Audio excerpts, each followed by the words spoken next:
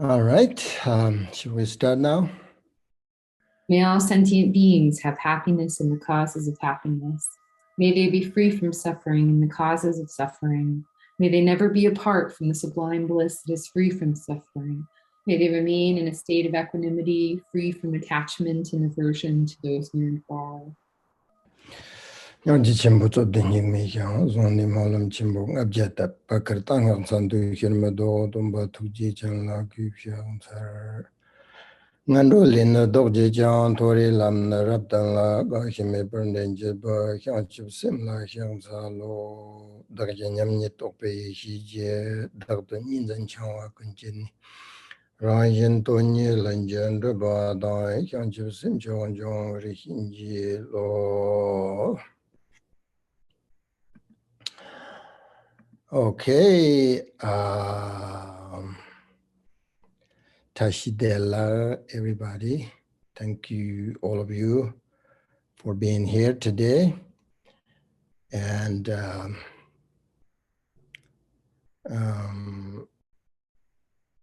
join this Dharma teaching and practice together again. And I hope you all are doing well and happy and healthy. Having said that, as usual, before we start the teaching, the most important is take a moment and correct your motivation and think about all living beings and send your compassion, love, and generate some positive thoughts and good wishes for all sentient beings. Generate bodhicitta.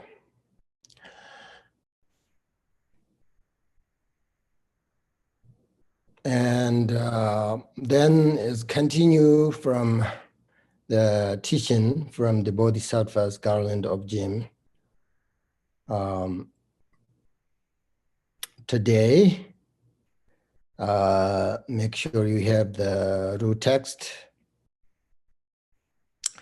Tak dundun za pangsha xiang gumbala na niparxia, charwi tsigna pangsha xiang ngam tak da damparxia. Lamang kambun tongwi tsi kipi rimdro jeparxia, kangzak chuji mukjan la tombun da xi jeparxia, simchan tamchin tongwi tsi pama watsin da xi jet. Avoid all busyness and distractions and reside in the solid of wilderness. Abandon words of gossip and always guard your speech. When you see your master or preceptor, reverently generate the wish to serve. Those wise beings with Dharma eyes, regard them as your spiritual teachers. When you see any sentient beings, regard them as your parents and your children. Okay.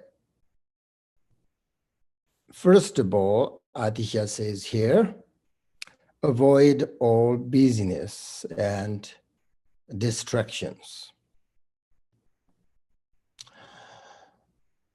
This is important for Dharma practitioners. As you know, there are all kinds of distractions, but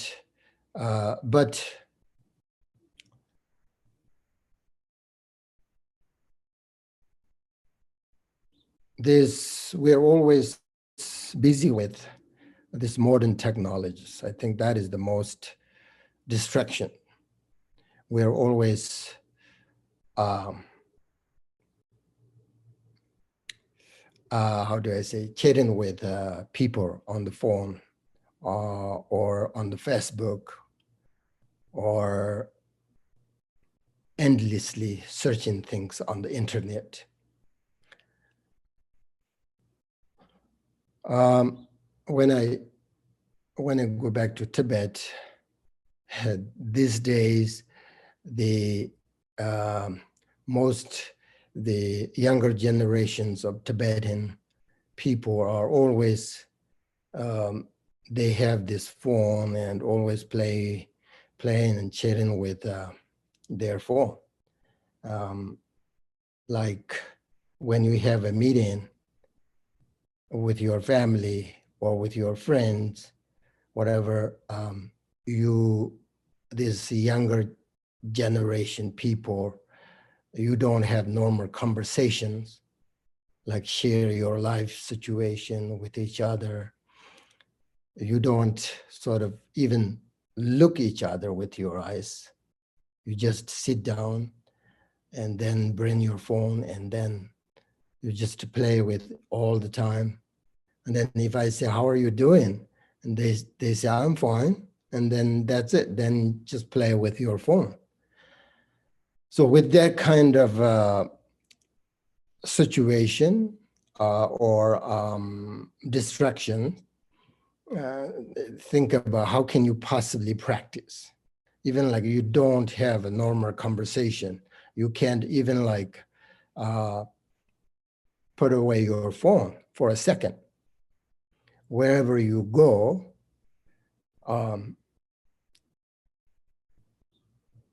always your phone is always, no matter in what kind of circumstances with you. So as I know, and also in Tibet these days, the monasteries, the monks and nuns, they don't study, practice very like diligently. They always play with their phone. It's very easy to get distracted and spend the entire day just playing with your phone and chatting about sort of nonsense with lazy people. In the end, you haven't really done anything good and beneficial. So as a Dharma practitioner, if you play with your phone, like that, there is no way to really practice Dharma. You play with your phone once in a while, of course, that's fine. But if you spend all your time with it, then time goes very fast. And then you will not have time for practice or study. So when you meditate, that's why here Atisha give us, the advice, so when you meditate, the best way to avoid busyness and distraction is don't play with your phone. If you are a Dharma practitioner, practice diligently, try to go on a retreat, very, very important. Otherwise, difficult to develop our practice.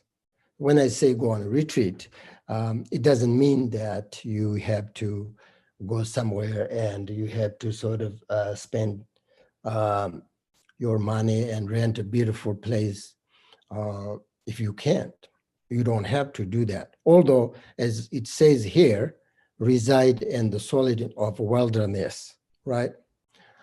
But following the advice that Atisha give us here, usually normal people can be very difficult for, and most of us. So you don't have to do that, right? You can stay wherever, at your home, and then you say, go on a retreat. That means close your door and by yourself and let if you have family, if you live with family, you should let them know that you are on a retreat, even like 1 day, 2 days, 3 days, whatever you can, and they will respect you, that they will let you do that, right? You don't have to go somewhere else and prepare for all of this. If you don't have time, if you don't have money, you don't have to do that, but you can stay at your home and do practice, go on retreat. So going on retreat and living in the wilderness, here says, wilderness can also be very beneficial if you want to, it says here, abandon words of gossip or meaningless talk. It says always guard your speech.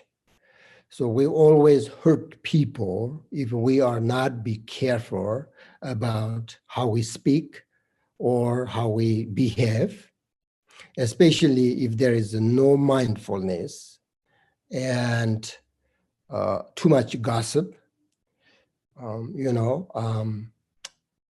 Making no mistake when we talk is hard to do. But if you are on the retreat by yourself, there is no chance to hurt other people. So therefore, the idea is when you are alone and you spend time in your meditation and you're observing your mind and your thoughts, and then, of course, you develop your mindfulness, you avoid distractions. That's the benefit, go on a retreat by yourself. And then once you develop sort of mindfulness, and then when you go out and when you are with people, of course, you still need to observe your mind, but it will be easy when you develop your mindfulness. That is, here Atisha says, guard your speech. That is how we guard our speech. Go on a retreat and have a silent meditation. Very good.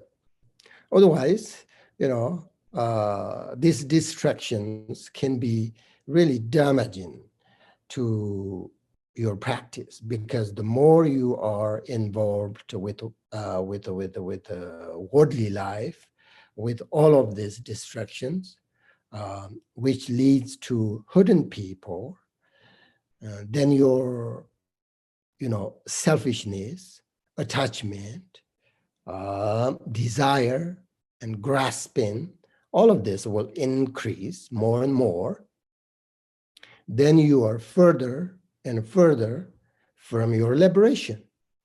Therefore, sometimes we need to separate both our minds and bodies from the things that distract us and discourage us, take away our time for practice and Dharma, and lead us away from the spiritual journey, spiritual path. So that is why Atisha giving us here, says, abandon distractions. So please make time to do some retreat once in a while, at least once a month, especially if you are retired. I always say this, right? Listen Dharma, receiving Dharma teachings,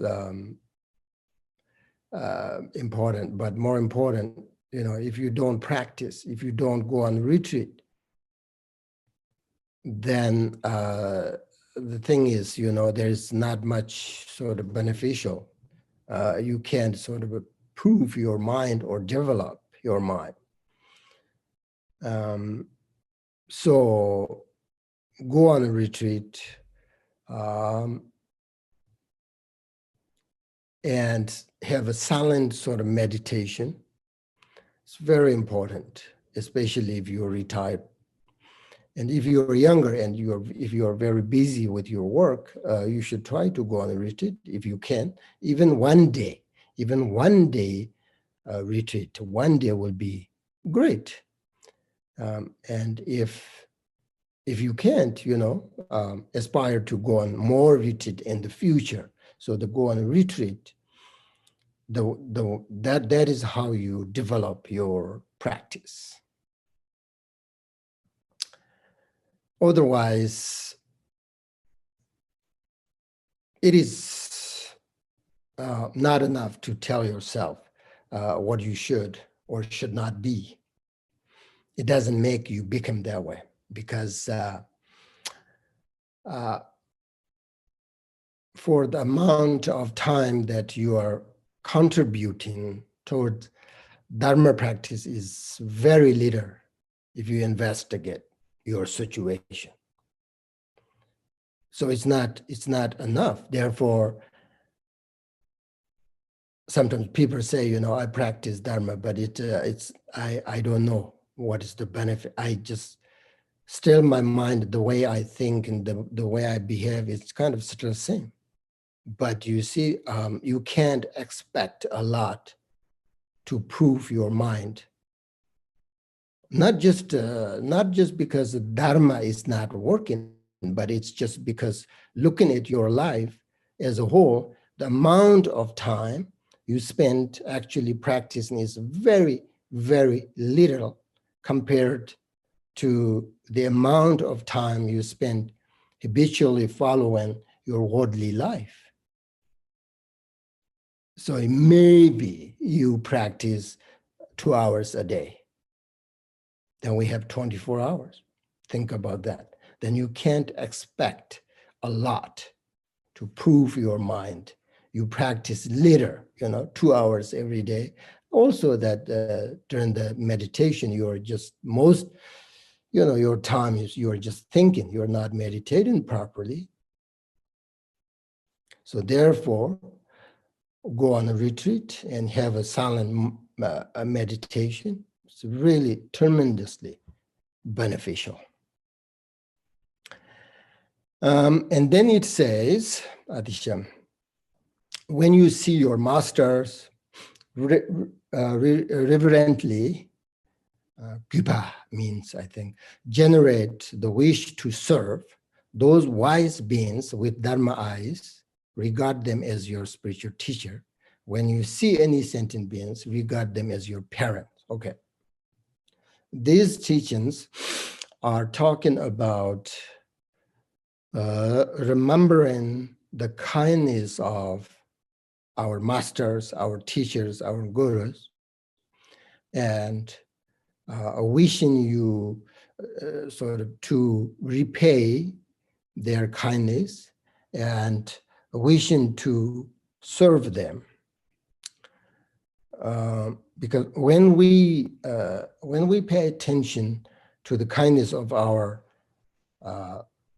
masters,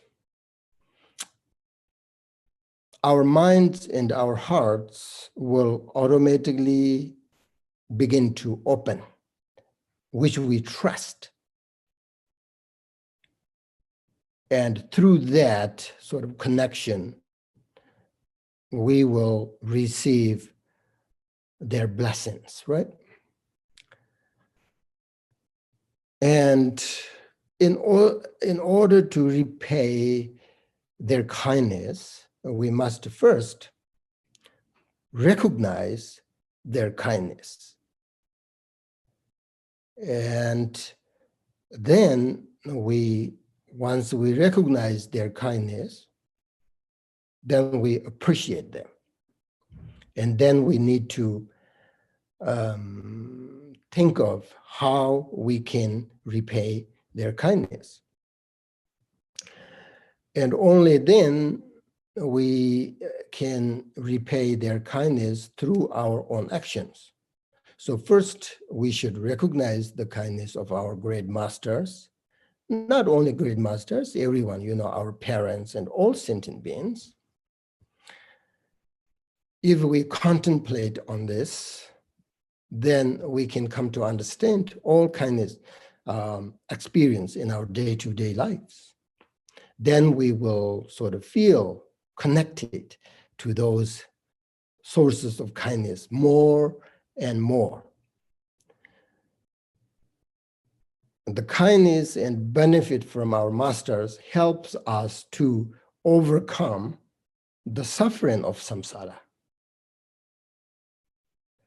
Our masters give us the instructions, and if you practice enough, meditate enough, because of the master's instructions,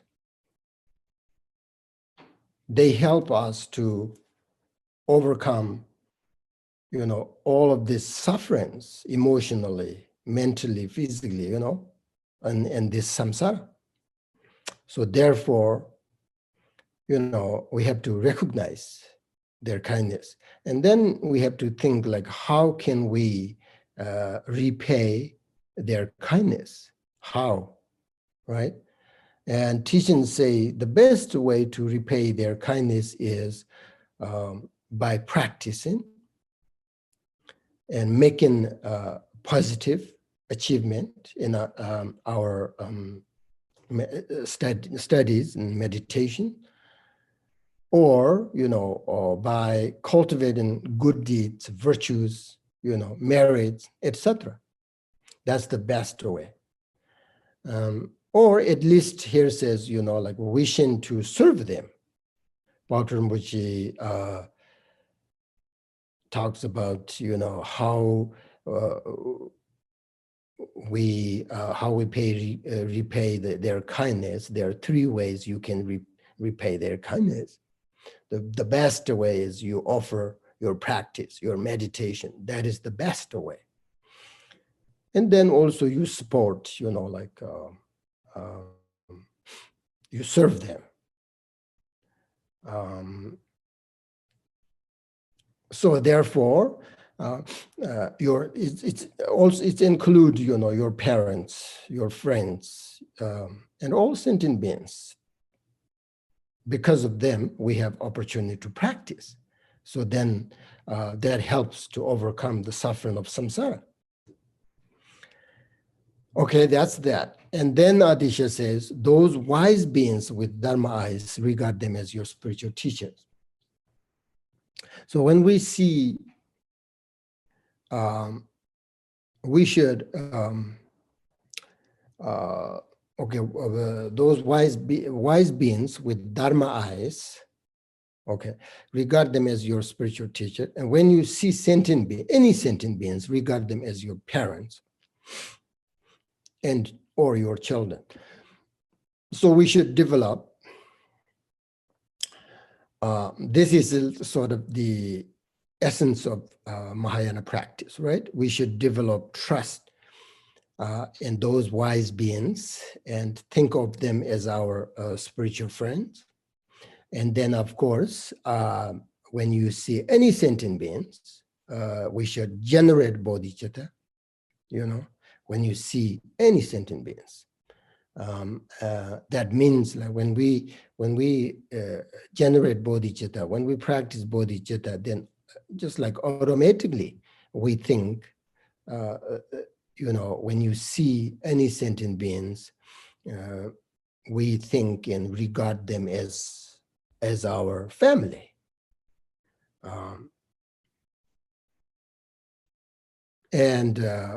From the Mahayana point of view, as a practitioner, we need to be able to see everybody as equal and to think of them with our genuine bodhicitta mind, love and compassion. Okay, that's that. Now I have to move on to the next stanza. Today I'm going to read the root text, otherwise, I will not be able to finish this teaching. So the next text is make sure you have the root text in your hand, okay?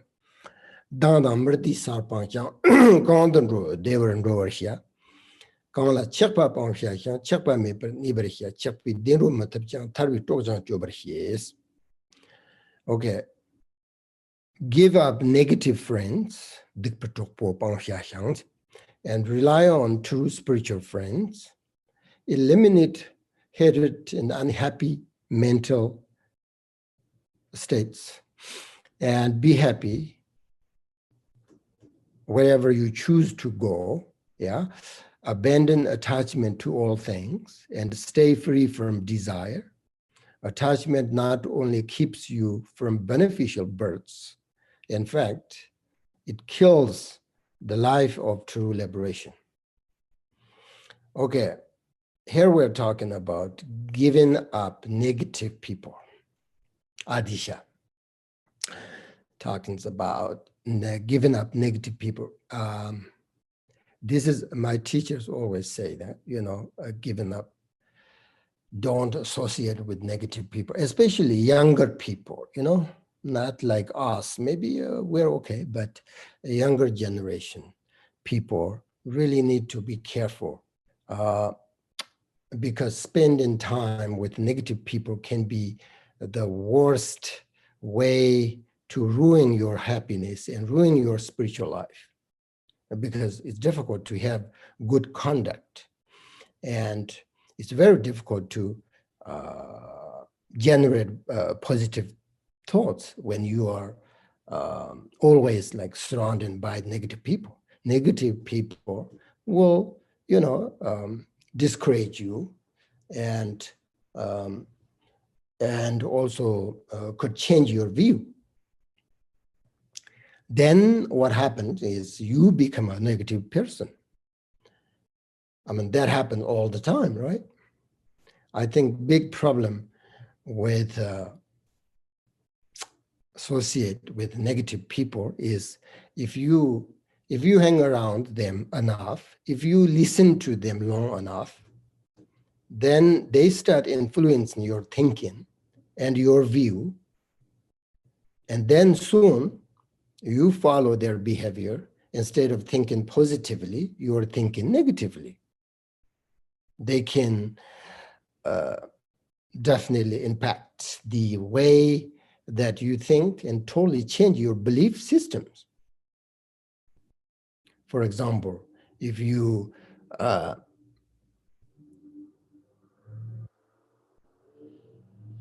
in here, I always hear that, the father take, their children, even though like if you don't want to go to fishing, but they say your friend or whatever, they tell you that, oh, you should go. It will be very fun, exciting to catch fish and play with it. And then also you will kill it. It's delicious. And then slowly you believe it, right? You believe the negative person. And then you go fishing and you do exactly what your friend told you. And then you feel like, oh, this is exciting. This is nice. And then you enjoyed it. So negative people, like that, going, hunting or fishing or taking drugs or getting drunk together, or these types of things, you have to be careful. If you hang around negative people, then other people would, of course, think that you are a negative person. So don't allow negative people to control your time and your energy, your life. So pay attention to, how your thoughts change when you are with negative people. You have to be mindful.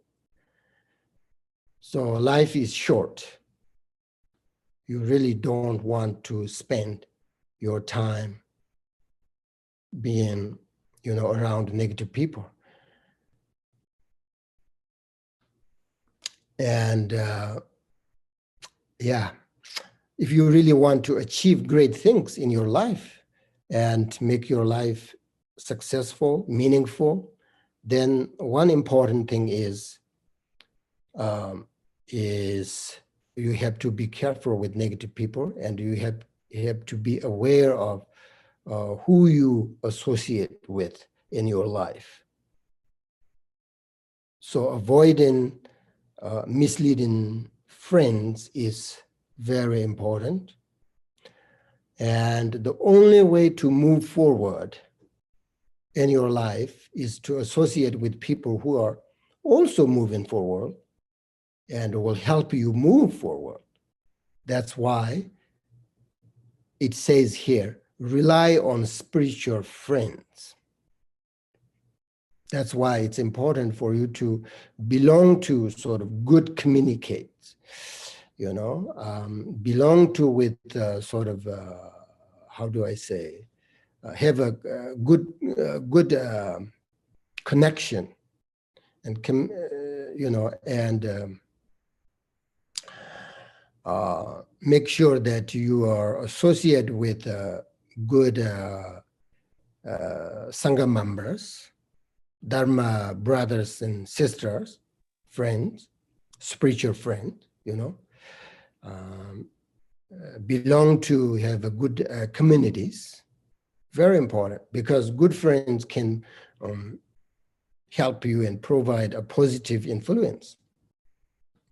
So for example, if you belong to a good Dharma, you know, Sangha members, then you go there, they only do is meditate, practice, meditate, love, compassion, bodhicitta, emptiness, great perfection, whatever. That's their job. That's their, you know, always do. So if you are sort of belong to that Sangha, then slowly you become a good person influenced by them. So therefore, here two things Atisha says: abandon negative people and associate with rely on, actually, this is exactly right, rely on spiritual friend. Okay, that's very important. Now the next stanza talks about eliminating hatred and attachment and being happy wherever you go. If you try to reduce your hatred and attachment, then of course you will be happy wherever you go, wherever you stay, because your mind will be free from hatred and attachment, and you can stay free from desire. And once you eliminate, or at least you reduce your attachment and hatred, then your mind will be free. Therefore, it says abandon attachment to all things. Maybe we can't abandon attachment completely, but we should, you know, go in that sort of direction and reduce, at least, you know, reduce attachment and stay free from desire. And it says attachment not only keeps you from beneficial births, in fact, it kills the life of true liberation. So whenever there is attachment, of course, it brings fear and unhappiness. And whenever there is attachment, it destroys, and it says here, kills the life of liberation. So if you want to be happy for the rest of your life and want to reach liberation, I mean, reach liberation is the everlasting happiness. So if you want to reach liberation, then you should practice, you know, contentment. Otherwise, your desire is like a container with a hole in it. No matter then how much water you pour into the container, it will never be full. So if your desire, like develop your desire more and more, there's no satisfaction. then no matter how much you have, you always feel want more and more. So therefore, you should try to have less attachment and have satisfaction in your mind, if that is possible. Okay, then the next stanza is Kang the Givi Chuntongwa Tern Tagdamba Pressure, Toma Zamba Kain, but Tambunyet the Defshash, Tertanana, Kalaki and Nikan the Manger, Tag the Digla Gapresha, Count and Toy same shots, Titsing Arger Chashash, Tamzi Dam Tambresha, Shim the Simnik Yongwitz, Simnazon, Tobresha, Tog the Tonyet Gumbra. Okay, where you see the factors of happiness, strive constantly to put it into practice. Whatever task you set out to do, accomplish that very thing first. It's very important. This way, everything will turn out well. If not, nothing will succeed. Since you take no, what is it? Yep. Since you take no pleasure in negative deeds, when a thought of self-importance arises, at that instant, deflate your self-importance and recall your master's instructions. When discouraged thoughts arise, uplift your mind and meditate on the emptiness of both. Okay, this is, I was looking closer at the English translation of this, the last line, and meditate on the emptiness of both. Instead of, and meditate on the emptiness of both, it should say, it should translate, you should always meditate on emptiness. Meditate on the emptiness of both. I mean, in Tibetan, said means like always emptiness, tonyit, and gombrhya, meditate. I just want to let you know that. That doesn't matter. But further up, it says, whatever task you set out to do, accomplish that very thing first. Okay, as I said, this is very important piece of advice for beginner Dharma practitioners, okay? So first you need to think carefully before you undertake any kind of practice. You need to think about what the benefits of doing it would be. You need to think about your ability to actually do it. And you need to think about how much time it is going to take. And you need to think about what is going to bring the most benefit to you and to others if you practice it. So you need to sort of examine very carefully whether or not you can do it or want to do it. It's important not to rush into things, right? When it comes to choosing what to work on yourself, the advice is always examine everything before you do it. If you're going to do it properly, okay? Otherwise, you practice here and there, you go, different kind of traditions, lineages, teachings, practice, then you're all over, right? For example, we have the 10 seminars of the 37 stages of practice, right?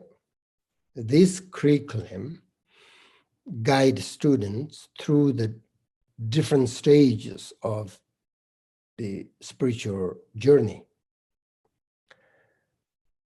So it is extremely important for those who wish to practice the Dzogchen, the great perfection, And it also creates a stable foundation for the spiritual path to take these stages. But when people, when people see this curriculum, or you do this first, then you do next, and then people just don't, when people start it without examining it, or looks good, so then you do it, you practice, you start it, but you can't finish. Then you give up because you didn't examine it. I know that it happened many people. When we start this 37 stage, we have hundreds of people. And then at the end, we have like around 50 people. Otherwise, they start and then they give up. On the other hand, those who think carefully, examine, and make great commitment for practicing these stages before they start it, those students will finish it very well. So like that, Atisha is basically saying that do not start many different kinds of practice at a one time if you are a beginner Dharma practitioner.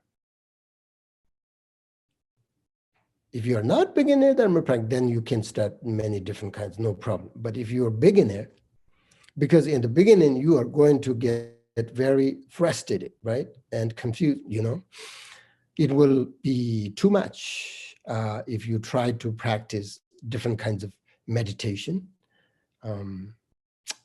So it's not the right time for you to go into different practices and different meditations under different sort of traditions, you go like Nyingma, then Karja, then Sarja, then Geluk, then, Pon, then maybe you practice some, like Christian, whatever.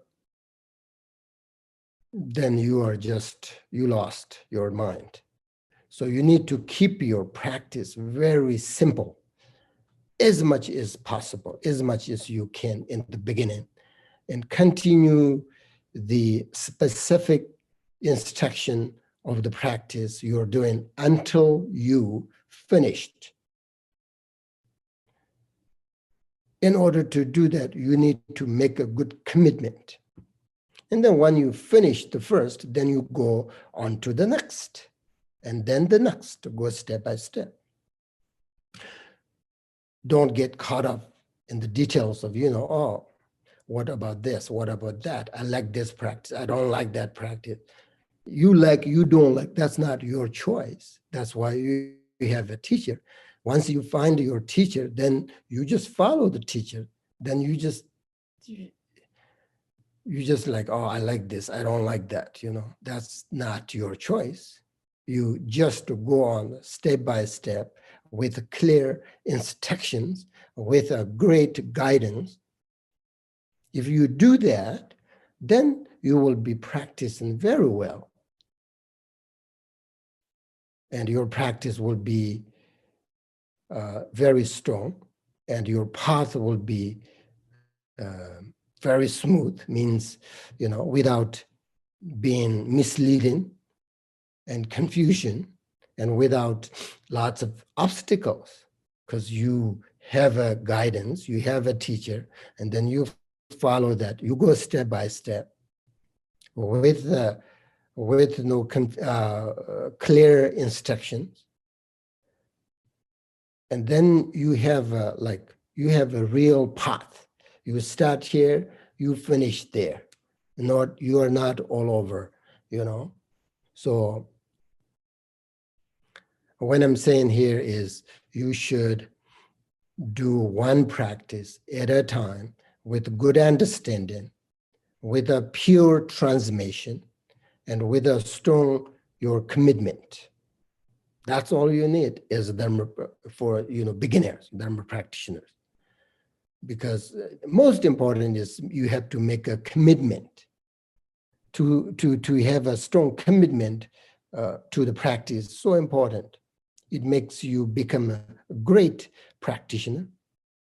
That's why we have many different kinds of vows to take, right? Whether you practice Hinayana, Mahayana, and Vajrayana, there are different kinds of vows you have to take. That vow means you have to make a commitment. If you practice Hinayana, you make a commitment, then you do it. You practice Mahayana, you make different commitments based on the instructions. So if you don't make a good commitment when you practice, and if you start with different kinds of practices, then you will not get anything done. Instead, you're going to lose, and then you eventually you have nothing. So it's not going to get you anywhere, right? And you are all over the sort of with confusion. And then you will easily lose your intention to practice because you don't have really good journey, good path. That's why Atisha says here, whatever task you set out to do, accomplish that very thing first. And he said, this way, everything will turn out well. If not, nothing will succeed. It's really true for Dharma practitioner. I have that experience. That's why I thought the first, oh, we need a curriculum, we need a path, we need stages. Otherwise, because if you want to accomplish your practice, so these are very important. Please make a strong commitment with one practice at a time, because your commitment, how do I say, inspires you, right? It gives you, encourages your practice. It gives you the great blessings, gives you satisfaction, because, okay, I'm going to, let's say, practice this. And you satisfied with that, because then even there are like tons of different kinds of meditations like there, but you just stay with your practice, you satisfied with that, and then you will do very well. And then when you finish, then you go, take the next, like practice. So therefore, commitment, develops your trust, your faith. Your faith comes from trust, actually. The trust comes from certainty, right? Certainty comes from commitment. And then all of this come from your wisdom, which is your profound view of that practice. And understanding the meaning of that practice you are doing. That is your wisdom. Then all the other comes from that. For example, if you practice bodhicitta, you have this profound view of bodhicitta practice. You understand the meaning of the benefit of practice bodhicitta. That wisdom, because of that wisdom, then you have faith, you have a trust, you trust, and you are certainty, all of this. Then you make a commitment. That's how you practice Buddha Dharma.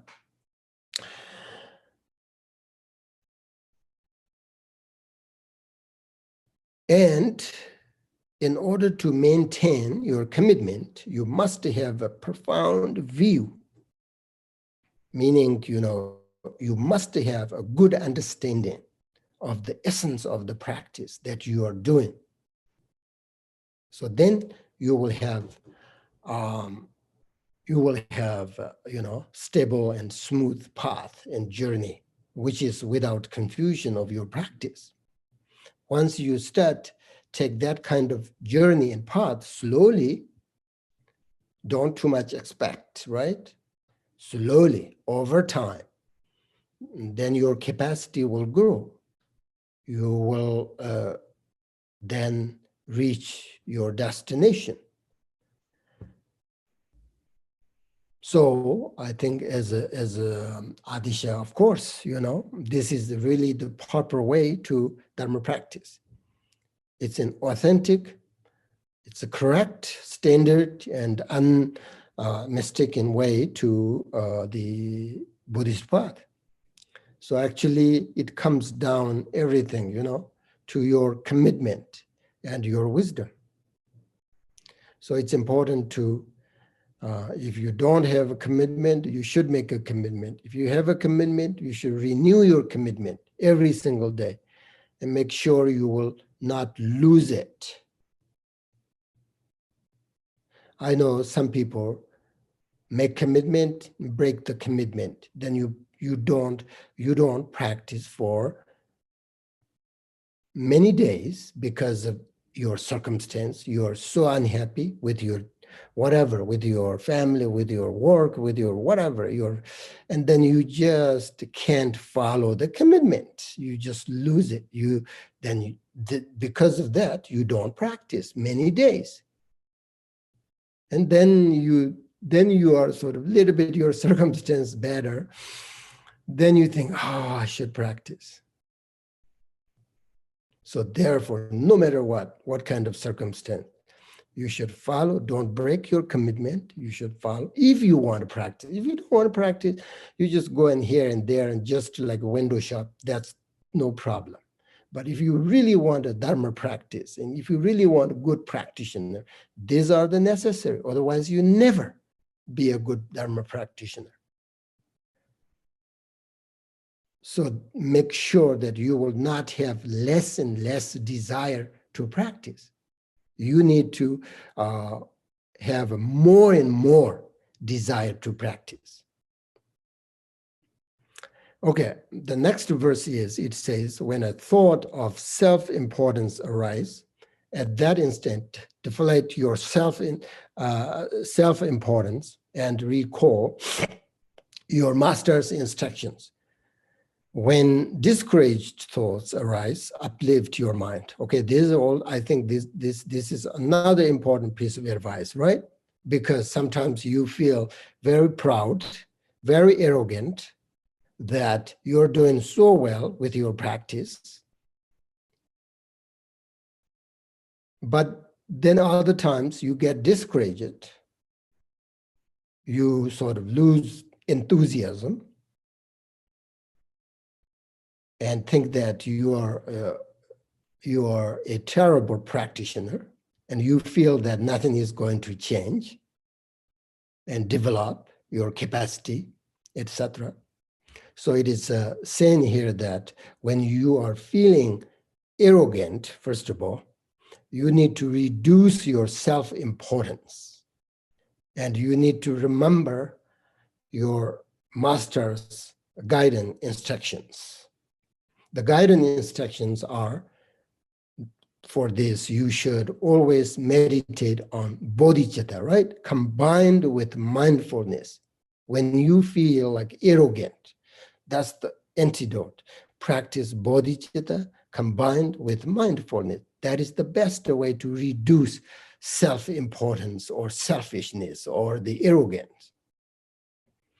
And then when you become discouraged, you feel that this is too much, I can't do this. At that time, it says you need to uplift your mind and encourage yourself.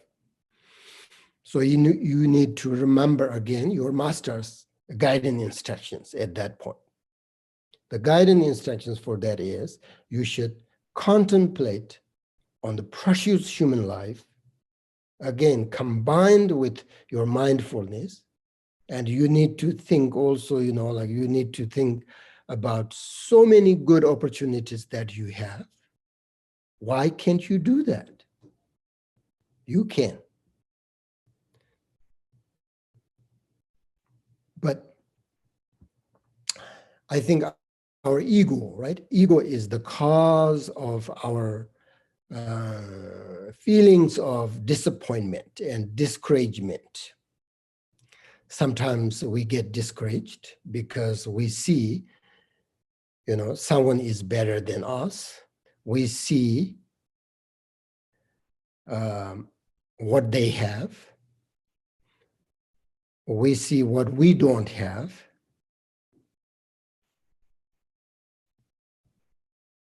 When we do this, we get discouraged. Sometimes we don't see others' struggles and their failure as easily. So everybody,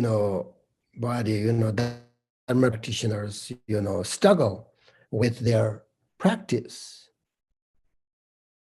So don't think that they don't have any problems and they're always successful. Even like bodhisattvas, they have problems all the time, but they never give up. So here's, like we're talking about discouragement. Discouragement arises when you compare yourself to others. So please don't compare yourself to others, just to do your best. And don't think that you are always worse, you are always lesser, Don't think that, I can't possibly do this, Don't think this goal is, goal and result is too high for me. If you think like that, then, it discourages you because you think only of the result. So I think having this kind of understanding helps you to overcome your discouragement and disappointment. Therefore, you need to know how to deal with these kinds of challenges if you want to practice Dharma. So today, this teaching instructions are very important for us, Dharma practitioners, because we always encounter this kind of problems and obstacles. And then once you remember this practice, these teachings, then you know how to deal with this kind of challenge when you practice Dharma. So don't make separation between these teachings and yourself. Try to remember Atisha's advices, instructions, and try to put them into your practice, okay? That's all for today. Now, the few minutes meditation. Meditate for a few minutes. As a Mahayana, this is Mahayana teaching.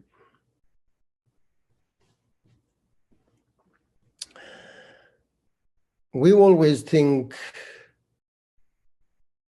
like when you think the situation in this world, things are not going well and everywhere, meaning all beings are suffering every day, every moment. Do you remember, as Takpa Jansen says, last time we had a teaching,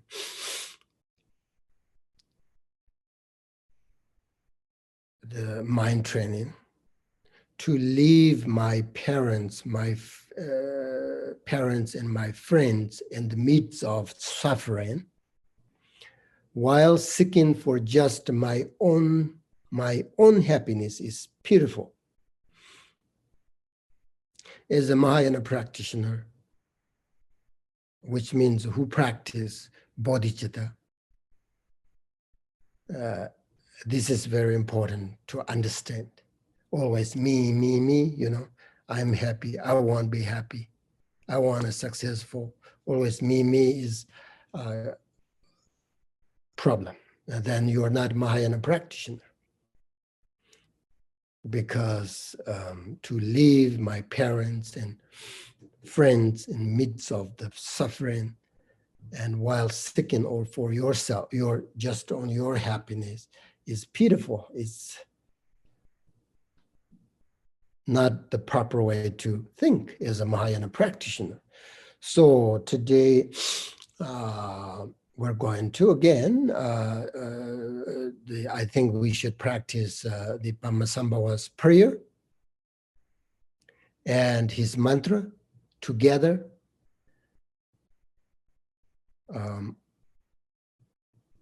Make sure you have correct motivation.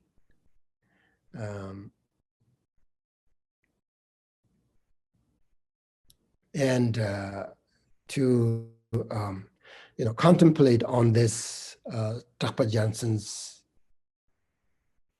instruction,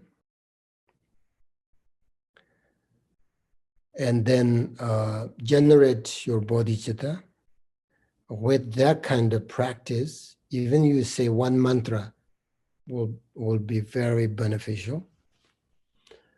So please make sure that you correct your motivation, and then practice Padmasambhava's prayer and mantra.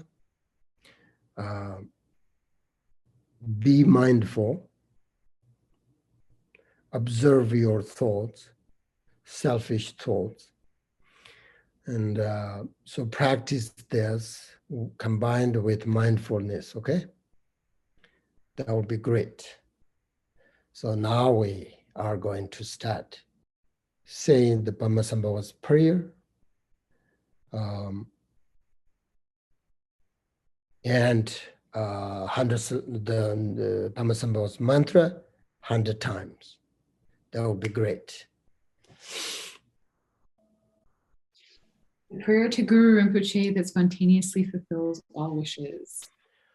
Amaho, in Dewachin, blissful pure realm of the West, Amitabha's compassionate blessing was aroused, and he blessed his emanation Padmasambhava to come into this world to bring benefit to all beings. Compassionate one, you never cease to bring us help and well-being. To the lotus-born Guru Padmasambhava we pray, grant your blessing so all our wishes be spontaneously fulfilled. When faced with killers on all sides who threaten us with lethal weapons, with no trace of doubt or hesitation we pray, O Guru Rinpoche, the protection of your Vajra tent will cause killers to panic and weapons to be scattered. To the lotus-born Guru Padmasambhava we pray, grant your blessing so all our wishes be spontaneously fulfilled. When terrifying armies of oppression encircle us, menacing the great centers of the Dharma with destruction, with no trace of doubt or hesitation, we pray. O Guru Rinpoche, with your retinue of 8 classes of gods and demons, you will repel aggressors and their armies. Of this we have no doubt. To the lotus-born Guru Padmasambhava we pray, grant your blessing so all our wishes be spontaneous. When immense suffering engulfs the world and beings, turn it into happiness and peace, O Guru Rinpoche. When weapons of war threaten the whole face of the earth, turn back the armies that plunge this age into turmoil, O Guru Rinpoche. With the lotus-born Guru Padmasambhava we pray, grant your blessing so all our wishes be spontaneously fulfilled. At this time, the eve of the final battle, when hordes of demons and Samaya breakers gather their legions, Padmasambhava, supreme lord of all Vidyadharas and Dakinis, pray don't shrink from your promise now, the time has come. Devour the heart blood of the demons, Maras, and Samaya violators. To the lotus-born Guru Padmasambhava we pray, grant your blessing so all our wishes be spontaneously fulfilled.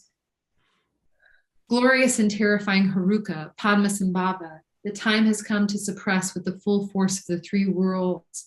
Pray intensify the power of your adamantine great bliss. To the lotus-born Guru Padmasambhava we pray, grant your blessing so all our wishes be spontaneously fulfilled. We human beings born at the time of the final battle are scared.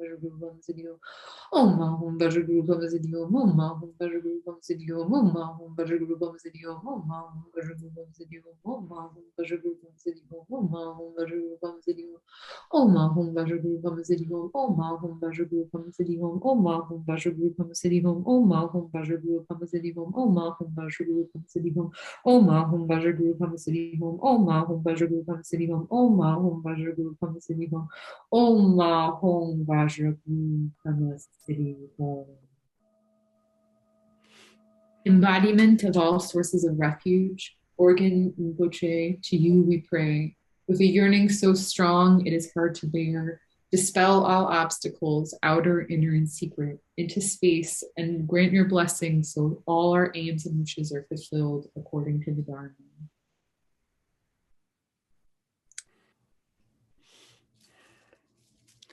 All right, dedication prayer. May I attain in each and every life the sublime virtues of existence and peace.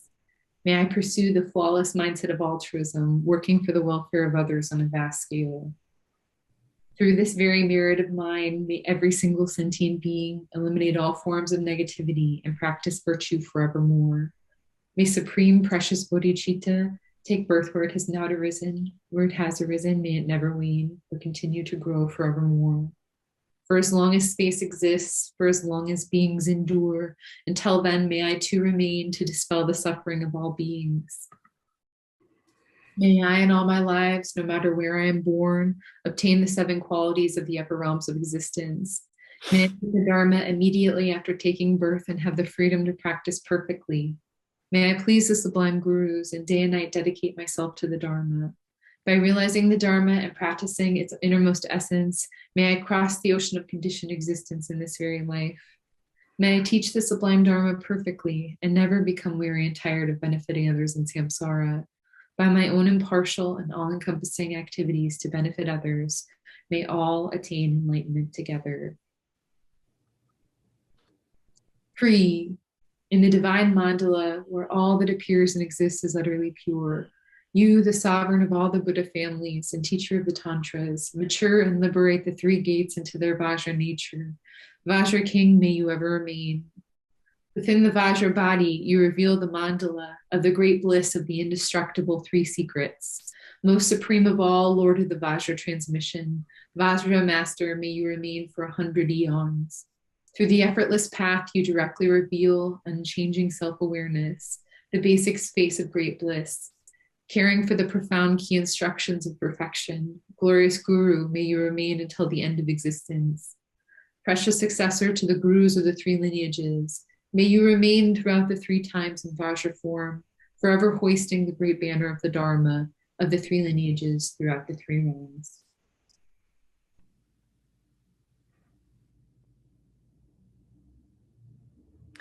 Oh, perfect. Thank you very much for I lost that.